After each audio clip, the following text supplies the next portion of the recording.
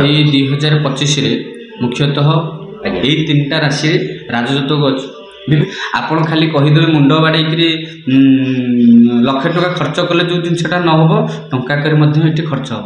आज अनेक दिन पर आम पुणी थे आसचु बाबा बालुंकेश्वर निकट को नुआ वर्ष आम आज ये जगह को आसचु। आपन को सर्वप्रथम हैप्पी न्यू इयर नववर्षर हार्दिक अभिनंदन एवं समस्ते को महादेव भल रखु यहाँ ही आम महादेव पाखे कामना।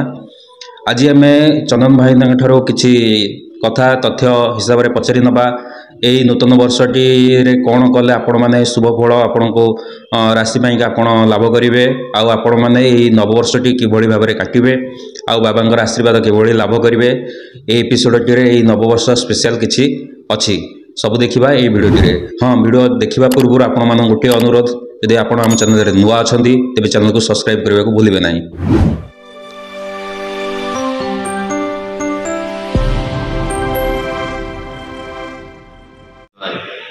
ब्रह्म मुरारीश्वरचित लिंगम निर्मल भाषित शोभित लिंगम जनमज दुख विनाशक लिंगम तत् प्रणमामि सदाशिव लिंगम देव मुनि प्रवराचित लिंगम काम दहन करुणाकर लिंगम रावण दर्प विनाशक लिंगम तत् प्रणमामि सदाशिव लिंगम। हर हर महादेव शंभु बाबा बराल बालुंकेश्वर सेवायत चंदन महापात्र आपण को ये नूतन वर्षर ढेर सारा शुभेच्छा एवं अभिनंदन जनाऊँगी। ये आगत वर्ष 2024 आपण केते शुभदायक होती कौन होती से तो कहीपरूनी से जी गला ताकू आम विदाय देवा एवं नूतन वर्ष जो आसूची 2025 यहाँ समस्त शुभंकर हो जो मैंने मानसिक रखी थे पूर्वर केते जनकर कार्यकारी होती जदि किसी केते जन कार्यकारी भी न होती मु महाप्रभु पाखे सदा सर्वदा जनइबी प्रभु यही 2025 जो मानकर कार्य बाकी अच्छी ताकू निश्चय फुलफिल करंतु से कार्य परिपूर्ण करंतु केते आशा विश्वास भक्ति नहीं दूर दूरांतर आसी भक्त मैंने समस्त कार्य परिपूर्ण करंतु। जय बाबा बराल बालुंकेश्वर जय प्रभु बराल बालुंकेश्वर। ता सहित ये जो कहली मु ये हूँ राम पूजित ठाकुर बराल बालुंकेश्वर आपको राम पूजा करती रावण भी पूजा करती तेणुक भक्तर भाव देखिकी से नाम देवे भक्त जो प्रकार भाव पाखे अर्पण कर भक्तर भक्ति हिसाब से फल प्रदान करेंगे। आपण खाली कहीदे मुंड बाड़े लक्षे टका खर्च कले जो जिनसा न हो टंका खर्च हम।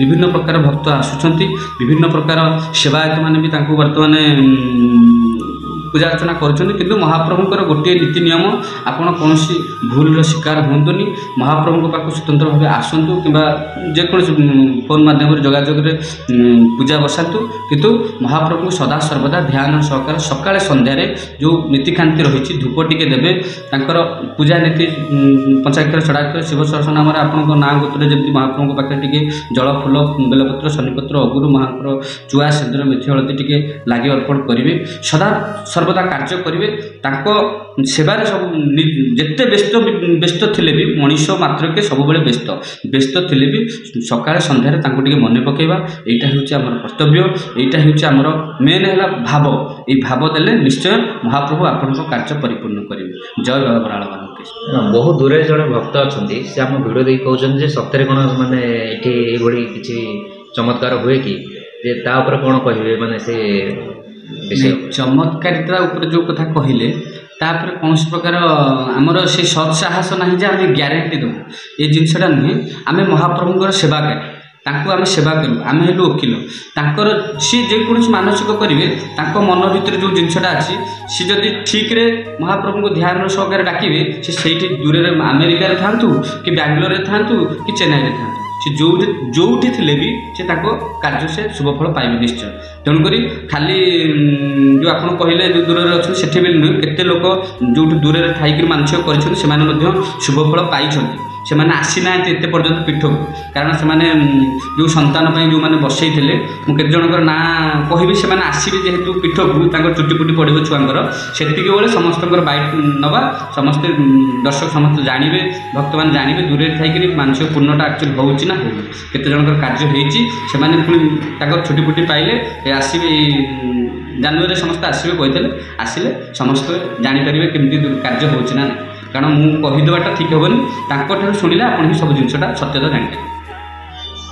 ଏ ନୂଆ ବର୍ଷରେ କ'ଣ କରିବା ଦ୍ୱାରା ଭକ୍ତର ମନସ୍କାମନା ପୂର୍ଣ୍ଣ ହେବ ମାନେ କିଛି ସ୍ପେଶାଲ ଅଛି କି ସେମିତି? ସ୍ପେଶାଲ ଏଇ 2025 କେତେ ଜଣଙ୍କ ପାଇଁ ଶୁଭଙ୍କର ଅଛି, କେତେଟା ରାଶି ପାଇଁ ଶୁଭଙ୍କର ଅଛି, ଯାହାକି ଉଚ୍ଚ ପଦବୀ ଆସନ ପାଇପାରିବେ ସେମାନେ।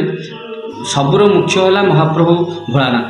ଯେତେ ପ୍ରକାରର ଆପଣଙ୍କର ଉପରେ ଗ୍ରହ ପଡ଼ିଥାଉ ନା କାହିଁକି, ଆପଣ ମହାପ୍ରଭୁଙ୍କ ପାଖରେ ଯଦି କ୍ଷୀର ଟିକେ, ପୁଷ୍ପ ଟିକେ, ବେଲପତ୍ର ଟିକେ ଲାଗି କରିବେ, ପାଣି ଟିକେ, ଜଳ ଟିକେ ଲାଗି କରିବେ, ସମସ୍ତ ଗ୍ରହ ପୀଡ଼ା ଖଣ୍ଡନ। ଇଏ ବୃଷଭ ଜଳରେ ସେଥିପାଇଁ କାହିଁ କେତେ ଦୂରରୁ ଭକ୍ତମାନେ ଆସି ପୁରୁଣା ବସ୍ତ୍ର ପିନ୍ଧି ମହାପ୍ରଭୁଙ୍କ ଉପରେ ଜଳ ସ୍ନାନ କରି ବୃଷଭ ଜଳରେ ଗାଧେଇକି ଯାଆନ୍ତି। ଏଇ 2025 ମସିହା କେତେ ଜଣଙ୍କ ପାଇଁ ଶୁଭଙ୍କର ଅଛି ଏବଂ ସମସ୍ତ ଭକ୍ତମାନଙ୍କୁ, ଶ୍ରଦ୍ଧାଳୁମାନଙ୍କୁ ମୁଁ କହିବି ଯେ ଏଇ 2025 ଆରମ୍ଭରେ, ଏବେ ତ ପୁଷ ମାସ ଗଲା, ମାଘ ମାସରେ ସମସ୍ତେ ଆସି ନିଜର ପୂଜା ବସାନ୍ତୁ, ମହାପ୍ରଭୁଙ୍କୁ ନିଜର ଦୁଃଖ ଜଣାନ୍ତୁ, ବୃଷଭ କାନରେ ଟିକେ ନିଜର ଦୁଃଖ କୁହନ୍ତୁ, ନିଶ୍ଚୟ ଆପଣ ସକ୍ସେସ୍ ପାଇବେ, ନିଶ୍ଚୟ ଆପଣ ଶୁଭ ଫଳ ପାଇବେ।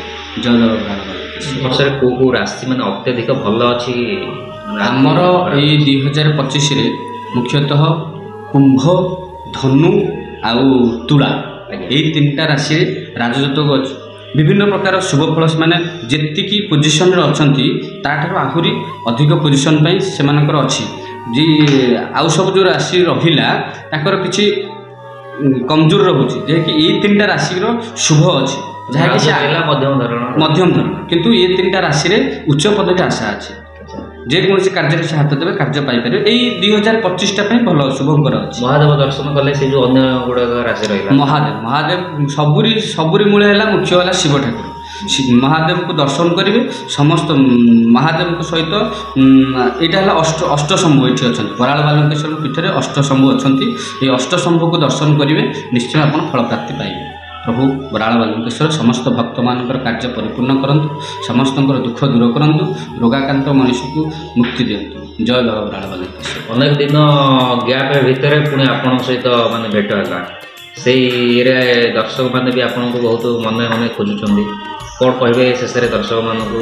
ମାନେ ମୁଁ ପ୍ରଥମେ ତ ଆପଣଙ୍କୁ ଆଗ ଧନ୍ୟବାଦ ଦେବି, କାରଣ ଆପଣଙ୍କ ଚ୍ୟାନେଲ ମାଧ୍ୟମରେ ବହୁତ ଭକ୍ତମାନେ ଯେଉଁମାନେ ଆସୁଛନ୍ତି ମୋତେ ଚିହ୍ନୁଛନ୍ତି। ନା ଆପଣଙ୍କୁ ଗୋଟେ କେଉଁଠି ସାକ୍ଷାତକାରରେ ଦେଖିଥିଲୁ, ଆପଣଙ୍କୁ ଧନ୍ୟବାଦ ଦେବି, ଯାହାକି ଲୋକଲୋଚନକୁ ଆଣିପାରୁଛନ୍ତି। ମୋ ସହିତ ଯେଉଁମାନେ ଚାହୁଁଛନ୍ତି କଥା ହେବା ପାଇଁ, ଆପଣ ମଧ୍ୟ କଥା କରେଇ ଦେଉଛନ୍ତି, ସେଥିପାଇଁ ମୁଁ ଆପଣଙ୍କୁ ଧନ୍ୟବାଦ ଦେବି। କାରଣ ଏଠି ଚନ୍ଦନ ନନା କହିଲେ ଏଠି ଆହୁରି କିଏ କହୁଛନ୍ତି, ଆମେ ବି ବର୍ତ୍ତମାନ ଅଛୁ, ତେଣୁକରି ସେମାନେ ଆଉ ବାଉଳା ତାଳ ହେବାରେ ନାହିଁ। ସେମାନେ ଡାଇରେକ୍ଟ ମୋ ସାଥିରେ କଥା ହେଇକରି ଆପଣଙ୍କ ଚ୍ୟାନେଲ ମାଧ୍ୟମରେ ମୋ ପାଖକୁ ଆସି ପହଞ୍ଚୁଛନ୍ତି।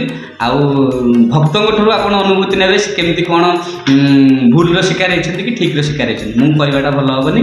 ଆଉ ଯଦି ଆପଣଙ୍କ ଚ୍ୟାନେଲ ଦେଖୁଥିବେ, ମୋ ପାଖକୁ ଯେଉଁମାନେ ବି ଆସିଛନ୍ତି, ଯଦି ଠିକ୍ ଆପଣଙ୍କୁ ଲାଗିଥିବ ଗୋଟେ କମେଣ୍ଟ ନିଶ୍ଚୟ ଦେବେ ଭାଗି ଭାଇ ବ୍ଲଗ୍ରେ। ଜୟ ବାବା ବରାଳ ବାଲୁଙ୍କେଶ୍ୱର।